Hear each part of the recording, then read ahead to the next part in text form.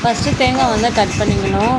அப்புறம் வந்து மிக்ஸி ஜாரில் தேங்காய், உடைச்ச தேங்காய், அப்புறம் பொட்டுக்கடலை, உப்பு, பச்சை மிளகாவை போட்டு அரைக்க வேண்டும். அரைச்ச பிறகு 2வது வாட்டி வந்து தண்ணி ஊற்ற வேண்டும். ஊற்றிய பிறகு ஊற்றினதை வந்து நல்லா ஆனால் சட்னி பதத்திற்கு வந்த பிறகு அதை வந்து ஒரு பவுலில் மாற்றிக்கணும்.